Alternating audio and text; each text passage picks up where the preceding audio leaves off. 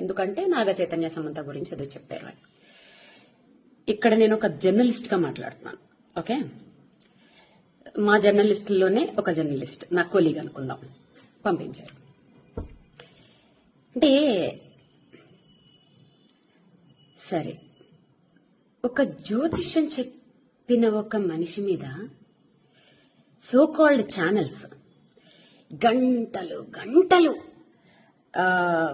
మీటింగులు పెట్టేసి గంటలు గంటలు టైం స్పెండ్ చేసేసి అంత అవసరం ఏముందన్నది అర్థం కాలేదు. ఎందుకంటే మీడియా అనేది ఎంత పవర్ఫుల్ అండి.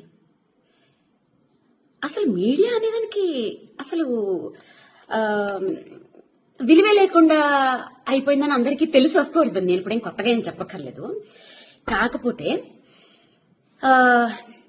ఒకప్పుడు అంటే నేను పనిచేసిన టైంలో జర్నలిస్ట్ అని చెప్పుకోవాలంటే ఖచ్చితంగా జర్నలిజం పాస్ అయి ఉంటేనే జర్నలిస్ట్ అని చెప్పుకోవచ్చు. ఇప్పుడు ఒక 2 ఇంటర్వ్యూలు చేసేస్తే చాలు జర్నలిస్ట్లే.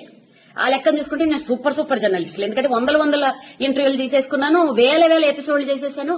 సో కాబట్టి ఈ జర్నలిస్టులందరూ నా కొలీగ్స్ జర్నలిస్టులు.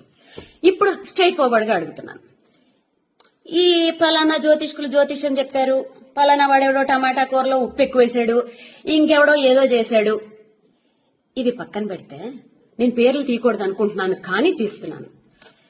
గత నెల రోజుల నుంచి ఈ సో కాల్డ్ ఛానల్స్ లో రాజ్ తరుణ్, లావణ్య వీళ్ళిద్దరిని వీళ్ళ స్టోరీని కూర్చోపెట్టి ఛానల్స్ కి ఉన్న మినిమం నీకు రూల్స్ కూడా తెలియకుండా, ఒక బీప్ సౌండ్ లేకుండా, నువ్వు వాడితో పడుకున్నావు, నువ్వు దీంతో పడుకున్నావు, బూతులు. ఇంకొకటి ఏంటంటే, ఒక ఛానల్ అయిపోయిన వెంటనే బయట చెప్పుకుంటే సిగ్గుపోతుంది, ఒక పెద్ద శాటిలైట్ ఛానల్స్ కూడా రండి మేడం, మా ఛానల్ కి రండి మేడం, మీకు న్యాయం చేస్తాం. ఏం చేస్తారు? అదేదో సినిమాలో లాగా పోరాడతాం అంటే ఏం ఆడతారు అన్నట్టు వాళ్ళకి న్యాయం మీరు ఏం చేస్తారు? మీకు రేటింగుల కోసం కదా. పోనీ వాళ్ళు బూతులు మాట్లాడుతున్నారా? కాదు. ఒక పిల్ల వచ్చి కూర్చుని